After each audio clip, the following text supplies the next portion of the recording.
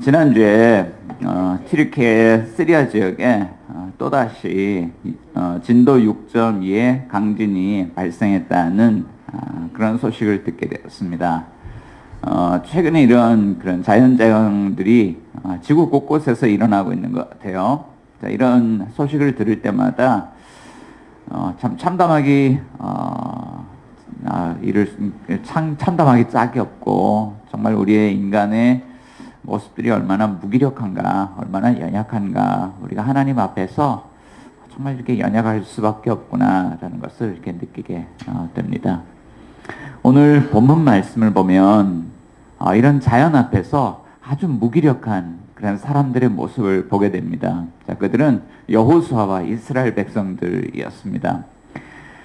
여리고성에 떠났던 정탐꾼들이 돌아왔습니다. 그리고 두 정탐꾼들이 아주 좋은 소식과 정보들을 가지고 왔죠.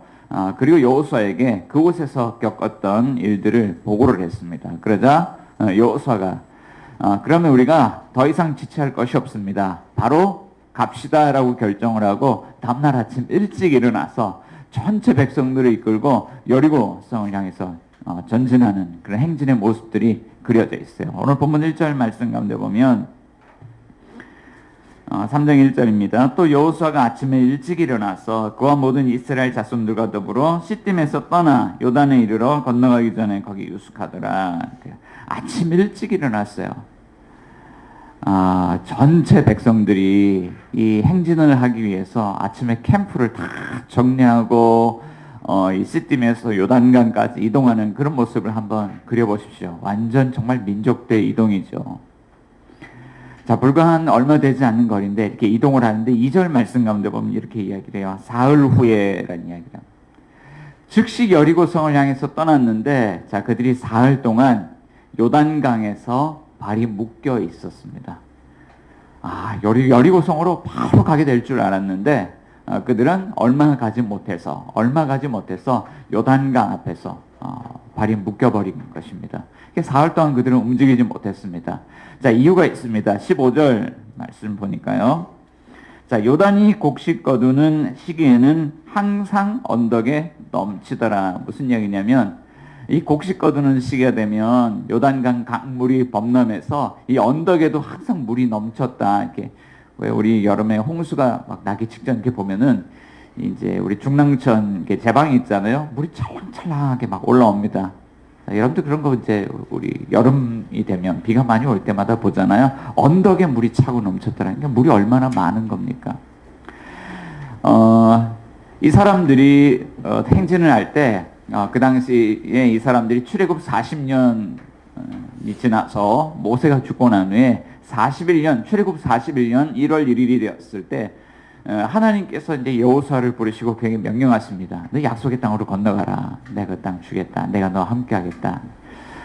자, 그리고 정탐꾼을 보내고 돌아와서 다시 정탐꾼의 보고를 받기까지 약 한 일주일 정도의 시간이 흘렀을 것 같습니다. 그러니까 한 1월 한 7일이나 8일 정도 되었을 것 같습니다.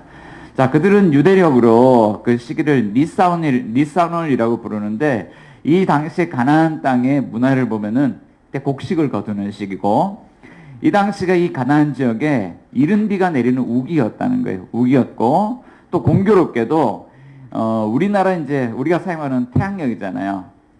우리나라가 사용하는 태양력을 비교를 하면 3, 4월 정도 되는데 이제 날이 풀리는 시기예요. 그러니까 저 갈릴리 북쪽에 있는 헬몬산에 겨울 동안 쌓였던 눈이 이제 녹아내리기 시작하는 그런 시기입니다. 그러니까 이 시기는 요단강 물이 갑자기 불어내는 시기입니다. 비도 오죠. 저쪽에선 이제 물이 녹아서 막 흘러내리고 있죠. 그러니까 좁은 곳에서는 물살이 세고, 물이 넘치는 곳에서는 이게 막 제대로 된 제방이 없으니까 물이 넘치는 곳에서는 물이 한정없이 막 퍼져나가는 겁니다. 자, 그러니까 건기에는 이 요단강 물이 한 30m 정도 이렇게 말라있고 좁았다가 이 우기가 되고 헬몬산에서 눈이 녹아내리기 시작하는 그런 시기가 되면 이 강폭이 무려 1km 정도까지 확 넓어졌다는 거예요. 자, 그러니까 이제 시딤에서 요단강까지 거리로 재면 한 11km, 12km 그 어간인데, 이제 이 백성들이 막 갑시다 그러고 이제 10km밖에 오지 않았는데 지금 요단강 물을 보니까 도저히 건너갈 수 없는 상황이에요. 근데 우리가 이게 정규 군대가 막 공병대도 있고 그래서 건너갈 수 있다 그러면 뭐 이 정도 건너갈 수 있지 않을까 생각할 수 있겠지만 이 행진은 여성들, 아이들, 그 다음에 가축들, 그 다음에 그들이 싣고 다니는 이삿짐들까지 다 해서 다 끌고 가는 그런 행진이기 때문에. 근데 거기 저기 지방방송 좀 꺼주세요. 네, 다 건너가야 되는 그런 상황이기 때문에 이 상황은 도저히 건너갈 수가 없어요. 그러니까 이거는 인간의 힘, 인간의 능력으로는 해결할 수 있는 그런 상황이 아니었다는 거예요. 자, 그런데 이런 거죠. 지금 요단강 앞에 이 자연의 어떤 그런 재앙의 큰 힘 앞에, 큰 벽 앞에 이 사람들이 장애물을 만나서 딱 멈췄는데 이거를 넘어가야 광야에서 벗어날 수 있어요. 약속의 땅에 들어갈 수 있어요. 그런데 이것을 넘어가지 못하면 계속 광야에서 머물러 있어야 되는 그런 삶인 거예요. 근데 우리도 이제 신앙생활을 하면서 이런 고민들을 해요. 하나님, 우리도 이제 훈련받는 인생 그만 끝내고 이제 약속의 땅 안에 들어가고 싶습니다. 그래서 이제 성도님들 마음에 어떤 그런 소망이 있냐면 하나님 좀 좋은 교회 공동체를 만났으면 좋겠습니다. 다시 예배가 회복되고 신앙이 회복되고 말씀과 기도가 회복되고 믿음 회복되고 교제가 회복되고 또 살아가면서 정말 의미 있게 누군가를 섬기고 봉사하는 삶도 회복되고 전도하는 삶도 회복되고 우리 가정 안에 신앙에 살아있어서 우리 가정의 믿음 안에서 정말 화목하게 일어서는 것들을 경험하기를 원합니다. 그런 마음을 품고 살잖아요. 하나님 저 약속의 땅 들어갈래요. 자, 그런데요, 이런 거요. 약속의 땅 안에 약속의 땅으로 들어가기 전에 우리 대부분의 사람들이 어떤 경험들을 하냐면 요단강이 이스라엘 백성들, 여호수아와 이스라엘 백성들을 막고 있는 것처럼 정말 우리 힘으로 해결할 수 없는 삶의 그런 문제들이 우리의 인생을 가로막고 있을 때가 있다는 거예요. 하나님이 오늘 그 여호수아와 이스라엘 백성들을 향하여 하시는 말씀이에요. 하나님께서 오늘 인생의 벽에 맡겨서 정말 약속의 땅으로 들어가고 싶지만 그런 소망이 있지만 무언가 우리 가정이 막 그렇게 신앙이 회복되지 않아요. 교회 공동체가 우리가 생각하는 것처럼 막 그렇게 막 일어서질 않아요. 도대체 뭔가 이게 막혀있는 것들이 문제가 있는 거죠. 그런 공동체를 향하여서 그런 하나님의 백성들을 향하여서 하나님께서 오늘 무엇이라고 말씀하실까? 자, 여러분들의 삶에는 그런 문제의 상황들이 있습니까? 이것만 해결되면 내가 정말 약속의 땅에 살 수 있을 것 같은데. 자, 하나님 우리가 무엇이라고 말씀하실까? 자, 첫 번째는요. 우리 신자들은 하나님의 말씀을 앞세우고 그 말씀을 따라가야 한다라고 말씀합니다. 자, 우리가 하나님 앞에서 하나님 이 문제는 도저히 내 힘으로 해결할 수 없을 것 같아요. 우리 부부의 문제, 아이들 문제, 일터의 문제, 우리 교회 공동체 문제, 하나님 내 힘으로는 할 수 있는 게 한 개도 없어요. 자, 그런데 하나님께서 우리에게 주시는 해결책은 의외로 간단합니다. 하나님의 말씀을 앞세우고 말씀을 따라가라. 이렇게 말씀하고 있다는 거예요. 한번 우리 서로에게 이렇게 좀 권면합시다. 말씀을 앞세우고 말씀을 따라갑시다. 말씀을 앞세우고 말씀을 따라갑시다. 네, 어떻게 해야 되냐? 인생은 혼란스러운데 인생에 맵이 없잖아요. 우리 뭐 길에 나가면 내비게이션을 켤 수 있지만 우리 인생에 내비게이션이 없습니다. 근데 하나님이 말씀을 앞세우고 말씀을 따라가라라고 한다는 거예요. 본문 2절과 3절 한번 같이 읽어보겠습니다. 2절, 3절 시작. 사흘 후에 관리들이 진중으로 두루다니며 백성에게 명령하여 이르되 너희는 레위 사람 제사장들이 너희 하나님 여호와의 언약궤 매는 것을 보거든 너희가 있는 곳을 떠나 그 뒤를 따르라. 아멘. 자, 사흘 후에 관리들이 진중으로 다니면서 백성들에게 막 말씀을 전합니다. 어떤 말씀이냐면 너희는 레위 사람 제사장들이 하나님 여호와의 언약궤 맺는 것을 보거든 너희가 있는 그곳을 떠나고 그 뒤를 따르라는 말씀이었습니다. 자, 당시에 이 이스라엘 백성들이 이동할 때 보면 이 명령 체계가 있어요. 자, 하나님께서 가장 먼저 여호수아에게 말씀하십니다. 그리고 여호수아는 백성의 관리들, 지휘관들에게 자, 하나님 말씀을 알려주죠. 그러면 지휘관들이 진중에 두루다니면서 각 지파에서 하나님 말씀을 전달합니다. 이런 명령체계예요. 자, 근데 오늘 본문에서 갑자기 앞에 거는 생략하고 관리들이 진중에 두루다니면서 명령하더라. 이 말씀은요, 어떤 이야기냐면 하나님께서 여호수아에게 명령하신 말씀을 받아서 백성들 가운데 전하더라, 이런 뜻이에요. 그러니까 이것은 하나님의 말씀인데, 하나님께서 이스라엘 백성들에게 뭐라고 말씀하셨냐면 레위 지파 제사장들은 언약궤를 메고 먼저 앞서가라, 요단강으로 들어가라는 거예요. 자, 그리고 백성들은 그것을 보거든 그 뒤를 따라가라. 하나님께서 이렇게 명령하고 있다는 거예요. 자, 하나님께서 왜 이런 명령을 하셨을까요? 우리는 정말 여기에 뭔가 다리를 만들어야 될 것 같고 뭔가 특단의 대책을 세워야 될 것 같은데, 하나님은요 아주 간단해요. 자, 언약궤를 메고 제사장들 앞서가라, 백성들 뒤따라가라. 그게 하나님 해결책이었다는 거예요. 이 물을 건너가는데. 자, 언약궤가 뭐길래 하나님 그렇게 말씀하셨을까요? 언약궤는 당시 이스라엘 백성들이 40년 동안 광야 생활을 할 때 그들의 삶의 중심에 있었던 거룩한 물건이었습니다. 자, 이스라엘 백성들이 하나님의 어떤 불기둥이, 구름기둥이 그들을 이끌어갈 때 그것을 따라 이동했는데, 그것이 멈추면 거기서 캠프를 차립니다. 그런데 캠프를 아무렇게나 막 차리는 것이 아니라 그 중심에 언약궤가 있고 언약궤를 중심으로 동서남북 이렇게 진을 쳤다는 거예요. 자, 그리고 백성들의 진 사이에 그 중심에 뭐가 있었냐면 언약궤가 바로 있는 것은 아니에요. 성막을 세우고, 그리고 그 지성소 안에 이 언약궤를 이제 모셔놨죠. 자, 지성소 안에 여러 물건들이 있습니다. 그 중에 하나가 언약궤입니다. 자, 그러니까 이 언약궤는 백성의 삶의 중심이었는데, 이것이 의미하는 바는 이거예요. 우리를 애굽 땅에서 건져내서 광야로 이끄신 하나님, 그리고 오늘 우리를 신의 산에서 부르셔서 우리와 언약을 맺으신 하나님, 그리고 우리에게 계명을 주신 하나님. 자, 그가 누구시냐? 자, 그가 바로 우리 불기둥과 구름기둥으로 우리 인도하시고 우리에게 말씀하신 그 하나님인데, 그 하나님이 우리의 삶의 중심에 있어서 이 성막과 언약궤를 통해서 뭘 하시냐면, 하나님이 그곳에 임재하셔서 백성들의 예배를 받으시고 하나님 그들에게 말씀하시고 이 백성들이 말씀으로 살아가도록 하나님은 그들을 이끄신다는 거예요. 자, 근데 광야 40년 동안 훈련할 때 보면은 하나님께서 눈에 보이지 않는 하나님이라, 하나님이 아니라 눈에 보이는 어떤 증거들을 주십니다. 불기둥을 세우시고 구름기둥을 세우셔서 하나님이 함께 그들과 함께 하신다는 것을 보여주시면서 그들을 이끌어 가시는 거예요. 자, 그러니까 이 40년 동안 어떤 것을 훈련하냐면 그들의 삶의 중심에는 언약궤를 통해서 항상 거룩하신 하나님이 우리와 함께 하신다는 거예요. 근데 문제의 상황을 만났습니다. 이제 요단강을 건너가려고 합니다. 그런데 하나님께서 우리에게 새로운 해법을 제시하십니다. 이제는 눈에 보이는 불기둥과 구름기둥이 우리를 이끌어가는 것이 아니라 눈에 보이지 않는 하나님이 이 거룩한 말씀으로, 언약 안에 있는 약속의 말씀으로 우리를 이끌어 가신다는 거예요. 이제는 불기둥, 구름기둥 보며 따라가는 것이 아니에요. 하나님의 약속의 말씀이 우리 가운데 앞서가는 것을 볼 때 이 백성들은 이제는 하나님이 우리 가운데 함께 하신다는 것을 믿어야 하는 거예요. 믿고 그 말씀을 따라가야 한다라고 하는 거예요. 새로운 해법이 제시되었죠. 자, 그런데 여기에 두 가지 주의사항이 있습니다. 4절 말씀 가운데 보면 이렇게 이야기를 해요.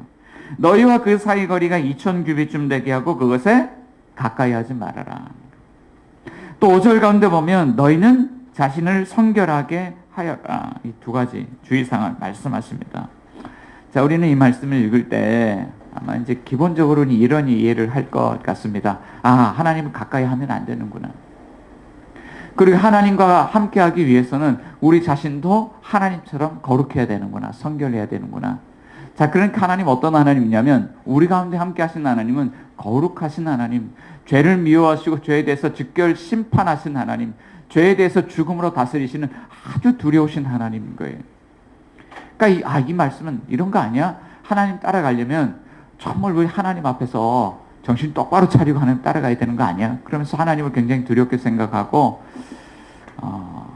뭔가를 내가 해야만 하는 것처럼 우리가 생각을 하게 돼요. 참 하나님 참 잔인하죠. 그런데 오늘 본문 말씀을 보면 하나님은 그런 하나님이 아니에요. 하나님께서 가까이 하지 말아라. 너희 자신을 성결하게 하여라. 이렇게 말씀하시는 것은 다 이유가 있습니다. 어떤 이유냐면 하나님께서 우리에게 거리를 두고 성결하게 하라는 것은 하나님이 우리에게 행할 길을 보여주시기 위해서 그렇다는 거예요.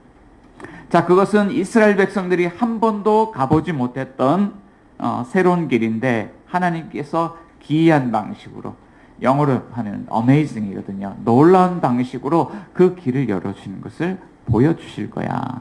다 볼 수 있도록 하나님 보여주실 거야.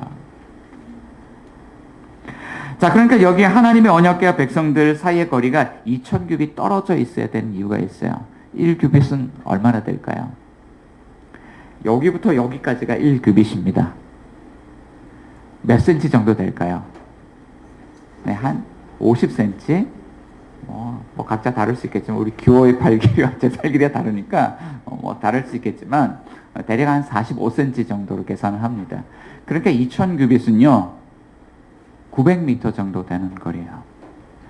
그러니까 이 강이 범람에서 한 1km 정도까지 물이 이렇게 넓게 이렇게 강폭이 넓어졌는데, 자, 이 강폭의 거리만큼 제사장들이 언약궤 매는 것을 이제 보거든, 그들이 앞서가거든 강폭의 길이만큼 떨어져서 너희가 그것을 지켜보라는 거예요.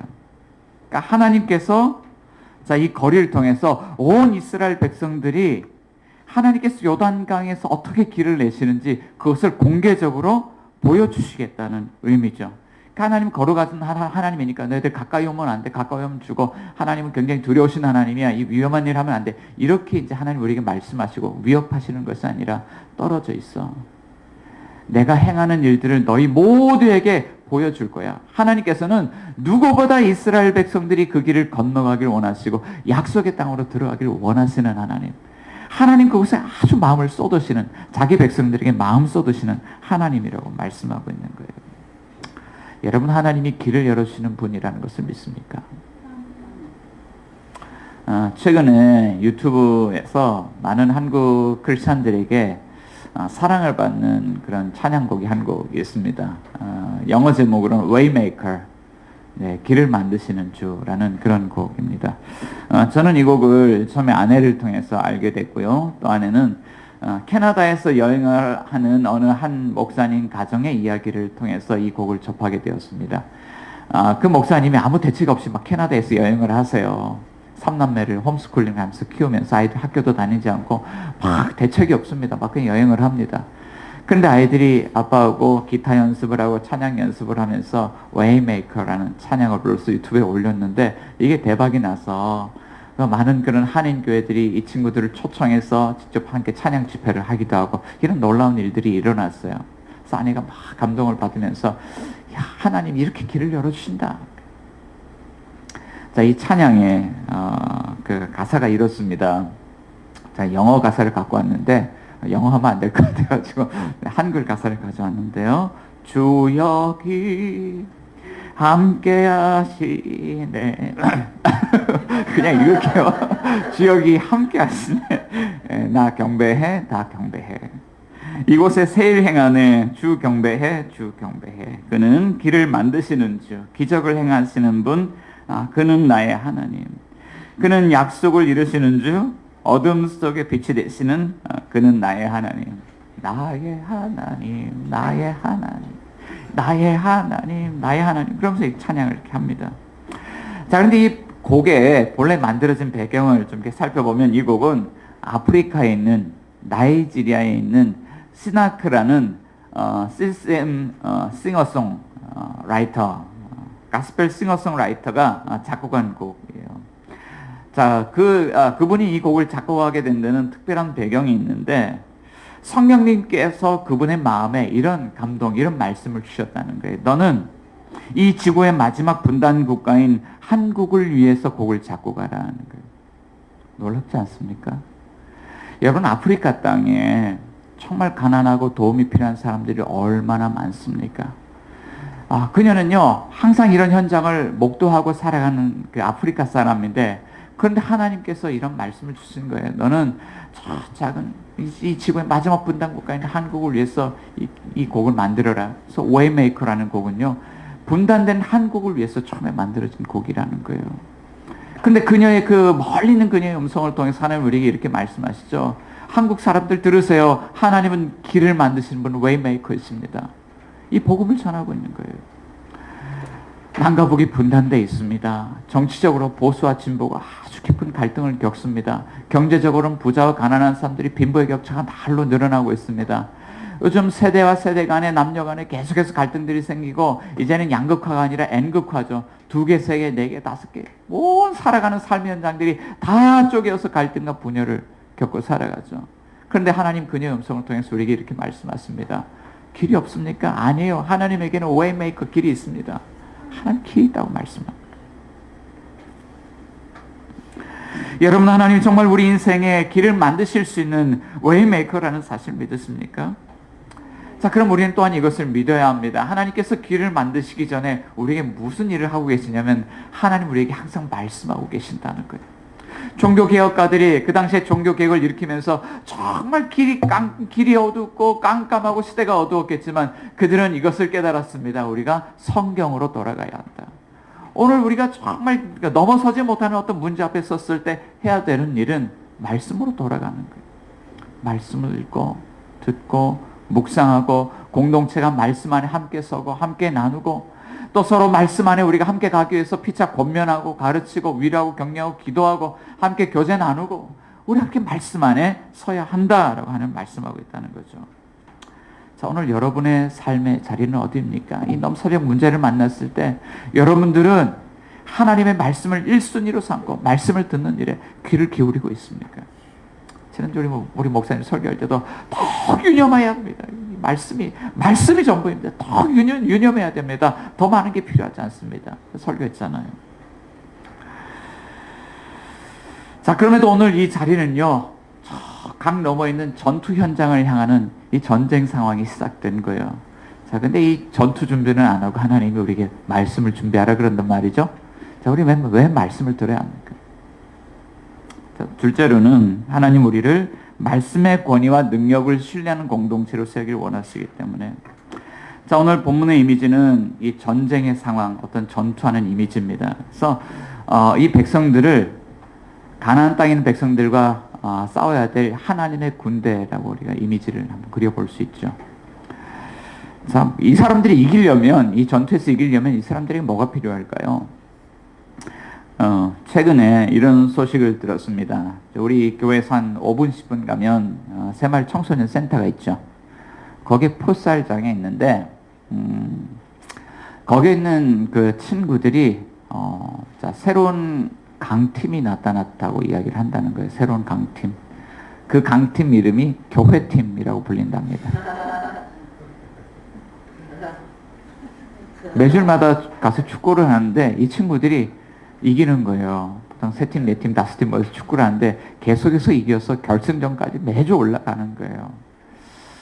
자, 궁금했어요. 이 교회팀, 우리 아이들 교회팀이거든요. 도대체 이기는 비결이 뭐니? 제가 한번 물어보고 싶었어요. 뭐예요? 이기는 비결이 뭡니까?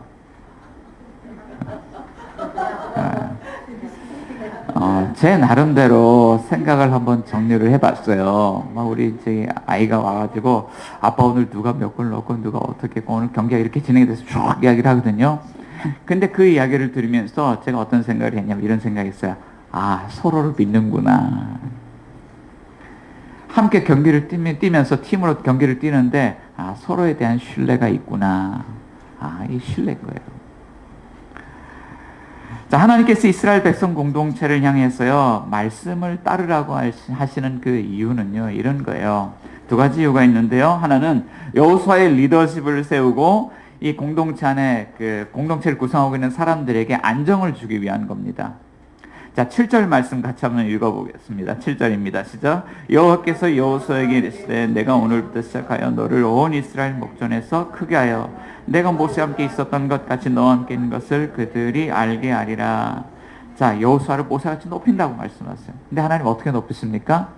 모세와 함께 있었던 것 같이 여호수아와 함께 하시면. 근데 하나님 어떻게 함께 하십니까? 말씀 가운데 함께 하시고 말씀 가운데 하나님께서 능력을 행하셔서 하나님이 여호수아의 그 리더십을 그러니까 리더십이 던지는 하나님의 말씀 한마디 한마디에 하나님이 역사하실 때 말씀의 권위가 서는 거죠. 리더십 그렇게 세워진다는 거예요. 자, 근데 또 2번째 이런 이야기를 하죠. 10절 말씀 또 같이 읽어보겠습니다. 또 말하되 살아계신 하나님이 너희 가운데 계시사 가나안 족속과 헷 족속과 히위 족속과 브리스 족속과 기르가스 족속과 아모리 족속과 여부스 족속을 너희 앞에서 반드시 쫓아낼 줄을 이것으로써 너희가 알리라. 자, 이 백성들이 어떤 것을 아냐면 살아계신 하나님이 저 땅에 가서 저 백성들 쫓아낼 줄을 안다라고 하는 것. 무엇을 통해서?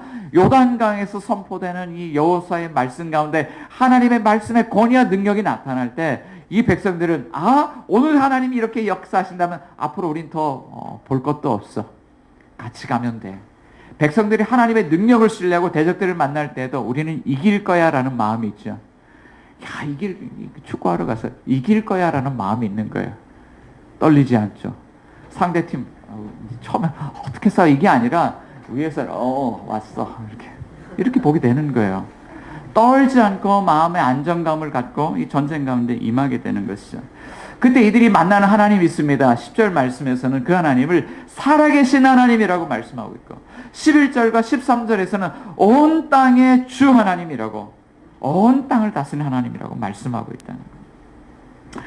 자, 오늘 말씀에 비춰보면 우리가 속한 교회 공동체의 정체성이 있죠. 우리 공동체는요, 이 죄악된 이런 세상 가운데서 말씀으로 이 공동체를 이끄시는 하나님과 동행하며 믿음의 선한 싸움을 싸우는 하나님의 군대, 그리스도의 좋은 병사, 우리는 군대예요. 영적 싸움을 싸우는 그런 부대입니다. 자, 그런데 지난날을 이렇게 돌아보면 이 교회들이 도대체 그 싸움을 어떻게 싸웠길래 세상이 깨어지고 세상이 변화되는 게 아니라 교회가 깨어지고 교회가 무너지고 교회가 흩어지냐. 무엇 때문에 그렇습니까? 간혹 우리는 교회가 작고 힘이 없어서라고 생각할 때도 있습니다. 자, 그런데 그것은 전혀 사실과 맞지 않습니다. 왜냐하면 온 땅 곳곳에요, 작지만 강한 강소 교회들이 있어요. 작아도요, 흩어지지 않습니다. 자, 그런데 수만 명이 모이는 공동체라고 할지라도 일순간에 쫙 흩어지는 교회가 있어요. 불과 1, 20년 전으로 돌아가 보면 서울에 있는 수만 명 교회들이 모이던 그런 교회들이요, 아주 순식간에 흩어지는, 크게 싸면서 순식간에 흩어지는 그런 일들이 있었습니다. 무엇이 문제일까요? 예수님을 안 믿어서일까요? 성경 공부를 안 해서일까요? 제자 훈련을 안 받아서일까요? 다 열심히 했던 분들. 미국 리폼드 신학교 조직 신학교수인 싱클레어 퍼거슨이라는 분이 온전한 그리스도라는 책에서 그 안에는 아주 복잡 미묘한 문제들이 얽혀 있다고 이야기를 해요. 복음을 믿는데 그 복음을 믿는 신앙 안에 율법주의와 율법 폐기주의가 미묘하게 들어왔다는 거예요. 복음을 믿는, 예수를 믿는 정상적인 신앙인이라고 한다면 문제 상황을 만날 때 이렇게 반응합니다. 참 너무 힘들다. 그렇지만 하나님이 그리스도 안에서 우리를 사랑하신다는 것을 믿어. 그리고 이 상황은 하나님이 나를 사랑하시기 때문에 훈련하라고 주어진 시간일 거야. 분명히 하나님은 선하신 하나님이시고 우리를 좋은 길로 인도해 주실 거야. 인내하고 참고 믿음으로 기다린다는 거예요. 자, 그런데 이 복음을 믿는 신앙 안에 율법주의가 미묘하게 들어왔을 땐 이렇게 반응을 합니다. 나는 하나님이 그리스도 안에서 나를 구원하셨다는 사실을 알아. 하지만 지금은 이 상황을 극복하기 위해서 내가 무언가를 해야만 하는 상황이야. 나는 더 열심히 기도하고 더 열심히 일하고 더 열심히 살아야 돼. 분명 하나님은 나의 노력에 대해서 무언가 좋은 것으로 보상해 주실 거야. 아주 미묘한 차이가 있죠. 자, 그런데 또 미묘한 차이가 있습니다. 아무리 노력해도 안 되는 경우가 있어요. 그럼 그는 그럴 때 무기력하게 우울한 가운데 포기의 길을 걷습니다. 하나님께서 그리스도 안에서 나를 구원하셨다는 사실을 알아. 하지만 이 상황은 아무도 해결할 수 없어. 하나님도 예수님도 성령님도 나도 이 문제를 해결한다는 것은 불가능해. 이제는 포기하는 편이 나을 것 같아. 다 이렇게 무기력한 삶을 살아가는 것. 미묘한 율법 폐기주의. 자, 여기서 미묘한 율법 폐기주의나 율법 폐기주의를 보면 겉모습은 매우 달라 보이지만 그 안에 마음의 동기를 보면 사실 이 둘은 본질상 쌍둥이입니다. 문제로부터 나를 구원하는 주체가 누구냐? 그들은 하나님을 믿는다고 이야기하면서 결정적으로 하나님을 믿지 않고 그 중심에 자신이 서 있는 거예요. 내가 나를 구원하는 거예요. 내가 무엇을 해야 되는 거예요.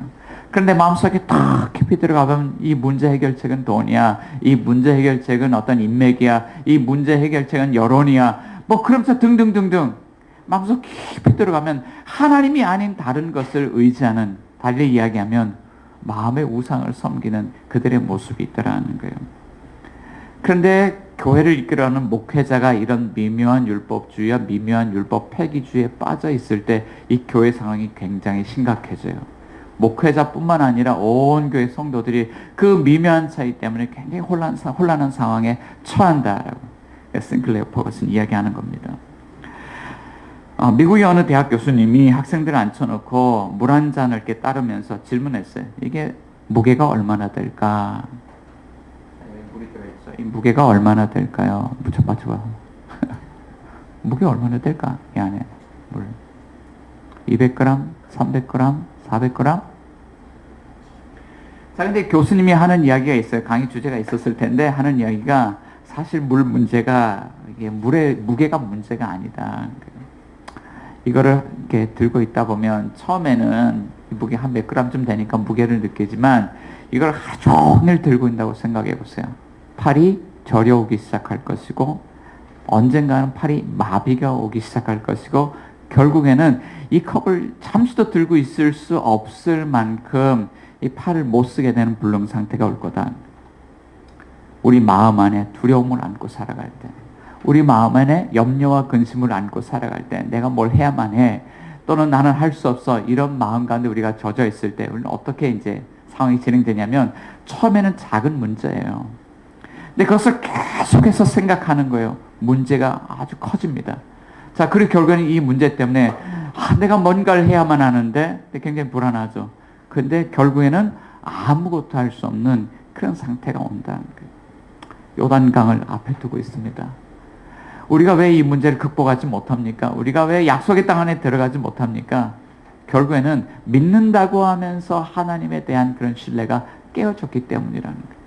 그리고 하나님 오늘 이 말씀을 통해서 우리에게 다시 공동체 안에 말씀의 권위와 말씀의 능력을 회복하길 원하신다. 하나님 오늘 우리에게 그렇게 말씀하고 있다는 거예요. 그러면 하나님이 어떻게 우리 안에 그 신뢰를 회복시켜 주실 수 있을까요? 우리는 어떻게 회복할 수 있습니까? 자, 하나님 이렇게 말씀하고 있는 거예요. 한번 따라해 봅시다. 오직 언약 안에서, 오직 언약 안에서만 이 신뢰를 회복할 수 있다라고 말씀하세요. 자, 오늘 본문에는 하나님이 우리에게 보여주시는 그런 그림이 있습니다. 하나님이 모세와 함께 하셨던 것처럼 여호수아와 함께 하시는 모습입니다. 자, 하나님 그 모습을 어떻게 보이시냐면, 자, 만일 하나님이 모세를 통해서 홍해 바다를 가르치는 그런 사건이 여호수아를 통하여 이 범람하는 요단강에서 똑같이 재현될 수 있다면 하나님 아마 말씀의 권위와 능력을 우리 가운데 회복하실 수 있을 거예요. 자, 그런데 오늘 본문 안에 보면 이것이 제2의 홍해 사건이라는 몇 가지 증거가 있습니다. 첫 번째 증거는 하나님이 약속대로 일하시더라는 거예요. 여호수아가 이스라엘 백성들에게, 제사장들에게 너희는 먼저 언약궤를 메고 저 요단강으로 들어가라. 그 백성들은 뒤따라가면서 이제 지켜보죠. 거리를 두고. 자, 그러면 13절에서 이렇게 약속해요. 온 땅의 주 여호와의 궤를 맨 제사장들의 발바닥이 요단물을 밟고 멈추면 요단물 곧 위에서부터 흘러내리던 물이 끊어지고 한 곳에 쌓여서리라. 근데 15절 16절 보니까 그 일이 일어났다는 거예요. 궤를 맨 제사장들의 발이 물가에 잠기자 위에서부터 흘러내리던 물이 그치더라. 뒤에 가면 온전히 끊어지더라. 말씀대로 일이 일어나요. 홍해바다 사건과 같은 사건입니다. 그런데 증거가요, 한두 가지가 아니에요. 두 번째 증거, 시간의 증거입니다. 16절에 시작되는 말씀이 이 제사장들의 발이 물가에 잠기자 뭐라고 이야기합니까? 곧. 영어로 하면 as soon as.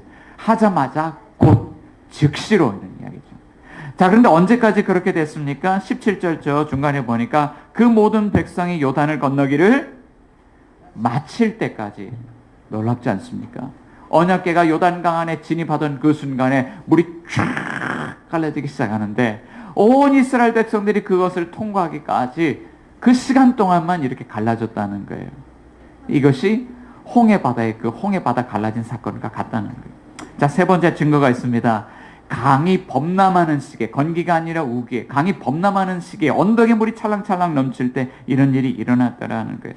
자, 그래서 16절 중간에 보면 물이 한 곳에 쌓였더라는 거예요. 자, 사라단 가까운 아주 멀리 있는 아담 성읍이라는 곳에, 그곳에부터 이 앞까지 물이 쫙 갈라졌는데 그 막 언덕에 넘치던 물이 갈라졌다는 거예요. 이게 뭐 건기에 물이 조금 갈라지는 거는요, 물이 없어서 그런가 보다. 지금 물이 아주 많은 상황이에요.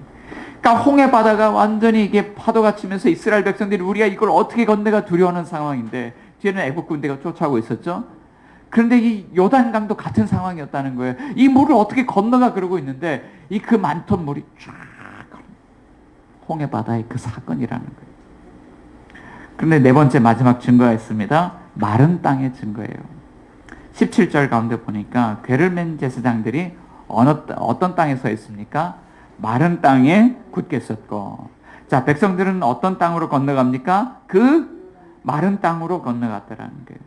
자, 출애굽기 14장 21절 가운데 보면 40년 전 홍해 바다 그 사건을 이렇게 이야기를 해요. 물이 갈라져 바다가 마른 땅이 된지라. 물이 막 철철 넘쳐들 흐르던 그 땅에 물이 갈라졌는데 그 땅이 마른 땅이 되었다. 백성들이 물이 없는 마른 땅으로 지나갔다. 하나님이 홍해에서 이루신 그 사건이 여기서도 일어났다는 거예요. 자, 그런데 하나님께서 오늘 우리에게 보여주려는 장면은 이 기적 장면이 아니에요. 17절 우리 같이 한번 읽어보기를 원합니다. 17절 시작. 여호와의 언약궤를 맨 제사장들은 요단 가운데 마른 땅에 굳게 섰고 그 모든 백성이 요단을 건너기를 마칠 때까지 모든 이스라엘은 그 마른 땅으로 건너갔더라. 자, 건너가는 동안 여호와의 언약궤를 맨 제사장들은 어디에 서 있습니까? 어디에 서 있습니까? 요단 가운데에 서 있다. 요단강이 갈라졌는데 그 가운데 언약궤를 맨 제사장들이 서 있는 거예요. 문제의 중심에 하나님의 언약궤가 서 있는 거예요. 이것이 무엇을 의미합니까? 우리가 이 요단강을 통과하는 길은 오직 한 길밖에 없어요. 하나님이 세워놓으신 그 언약 안에서 오직 그 언약을 통과할 때만 이 문제를 넘어서서 약속의 땅으로 진입할 수 있다고 하나님 말씀하고 있는 거죠. 100% 언약궤 안에서 주어지는 하나님의 은혜의 사건만이 우리를 거기 지나가게 하는 겁니다. 그런데 이것은요, 나중에 일어날 어떤 한 사건의 그림자요, 어떤 한 사건을 예표하고 있어요. 구약 이스라엘 백성들은 이 사건을 경험했음에도 불구하고 약속의 땅에서 하나님의 백성으로 살아가는 일에 실패했습니다. 언약을 깨뜨렸기 때문이에요. 자, 그렇지만 하나님 우리에게 새 언약을 세워주시길 원하신다고 말씀하시는데 그 새 언약은 이런 거예요. 오늘 우리는 말씀대로 살지 못해서 이미 실패한 인생인데, 그럼에도 불구하고 우리에게는 약속의 땅으로 들어갈 수 있는 그 길, 우리에게 성공할 수 있는 길, 우리가 살 길, 하나님이 기이한 방식으로 열어주시는 그 길이 열려 있다는 거예요. 자, 히브리서 기자는 이렇게 말합니다. 히브리서 9장 15절에 이로 말미암아 그는 새 언약의 중보자시니 이는 첫 언약 때에 범한 죄에서 속량하려고 죽으사 부르심을 입은 자로 하여금 영원한 기업의 약속을 얻게 하려 하심이라. 첫 언약 때 범죄한 죄에서 속량하려고 오신 새 언약의 중보자가 있다. 근데 그 실패한 자들로 말미암아 무엇을 하게 하려고? 다시 영원한 기업의 약속을 받게 하려고 그가 속량하셨다는 거예요. 자, 그럼 새 언약의 중보자가 누구냐? 바울 사도가 이렇게 이야기를 하는 거예요.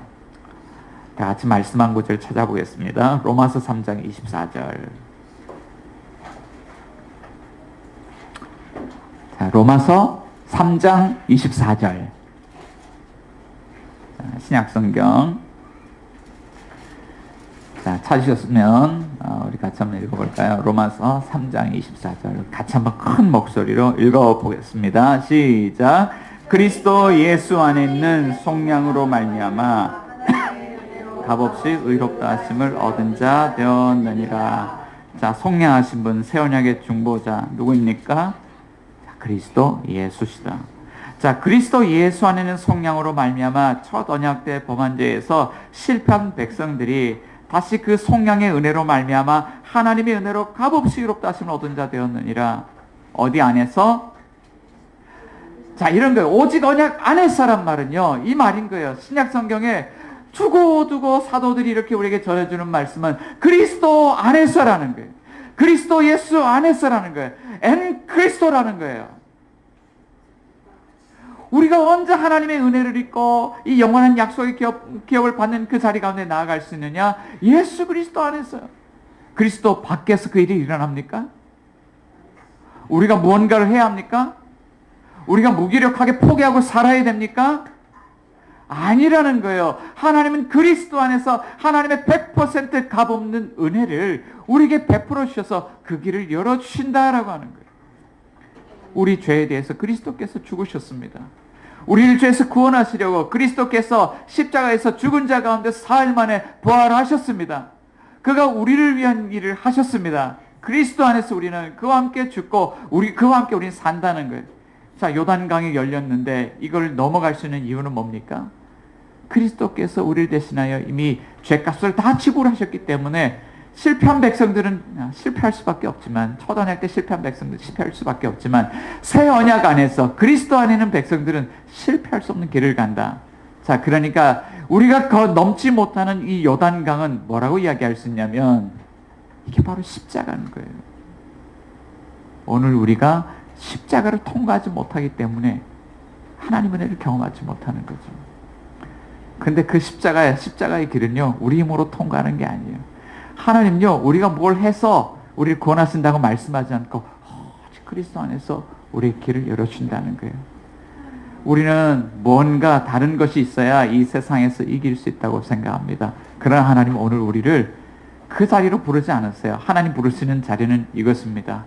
자, 우리의 삶의 문제들 중심에 모든 사람들이 볼 수 있는 그곳에 골고다 언덕 십자가에서 죽으신 예수 그리스도, 그러나 부활의 영광으로 사신 그 그리스도께로 하나님 오늘 우리를 초대하고 있는 것입니다.